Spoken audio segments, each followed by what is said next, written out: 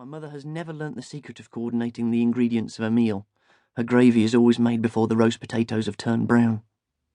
I went into the kitchen to give her some advice, but she shouted, "Bugger off out," through the steam. When it came, the meal was quite nice, but there was no witty repartee over the table. Not a single hilarious anecdote was told. In fact, I wish I'd had my Xmas dinner with Ned Sherrin. His relations are dead lucky to have him.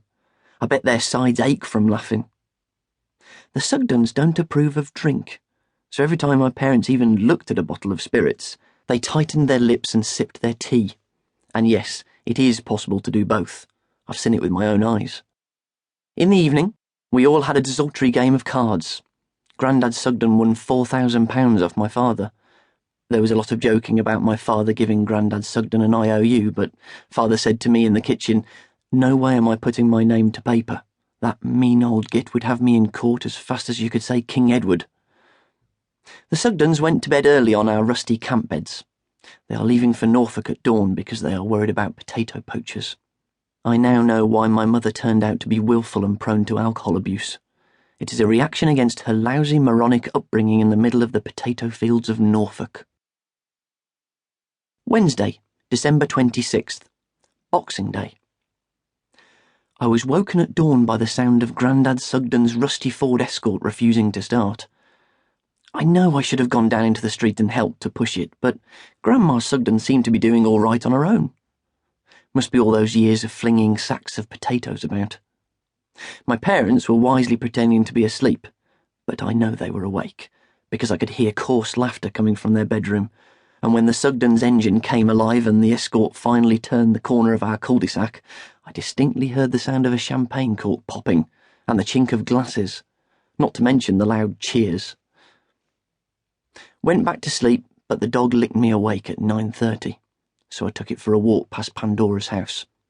Her dad's Volvo wasn't in the drive, so they must still be staying with their rich relations. On the way, I passed Barry Kent, who was kicking a football up against the wall of the old people's home. He seemed full of seasonal goodwill for once, and I stopped to talk with him. He asked what I had for Christmas. I told him, and I asked him what he'd had. He looked embarrassed and said, "I ain't had much this year 'cause our dad's lost his job." I asked him what happened. He said, "I dunno. Our dad says Mrs. Thatcher took it off him." I said, "What, personally?" Barry shrugged and said, "Well, that's what our dad reckons." Barry asked me back to his house for a cup of tea, so I went to show that I bore him no grudge from the days when he used to demand money with menaces from me. The outside of the Kent's council house looked very grim. Barry told me that the council have been promising to mend the fences, doors and windows for years, but the inside looked magical.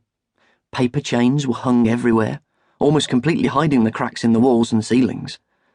Mr. Kent had been out in the community and found a large branch, painted it with white gloss paint, and stuck it into the empty paint tin. This branch effectively took the place of a Christmas tree, in my opinion, but Mrs. Kent said, sadly, "But it's not the same, really. Not if the only reason you've got it is because you can't afford to have a real plastic one." I was going to say that their improvised tree was modernistic and high-tech, but I kept my mouth shut. I asked the Kent children what they'd had for Christmas, and they said, shoes, so I had to pretend to admire them. I had no choice because they kept sticking them under my nose. Mrs. Kent laughed and said, "And Mr. Kent and me gave each other a packet of fags." As you know, dear diary, I disapprove of smoking, but I could understand their need to have a bit of pleasure at Christmas, so I didn't give them my anti-smoking lecture. I didn't like to ask any more questions and politely declined the mince pies they offered. From where I was sitting, I could see into their empty pantry. Walking back home, I wondered how my parents were able to buy decent Christmas presents for me. After all, my father and Mr. Kent were both innocent victims of the robot culture where machines are preferred to people.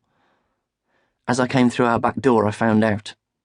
My father was saying, "But how the hell am I going to pay the next access bill, Pauline?"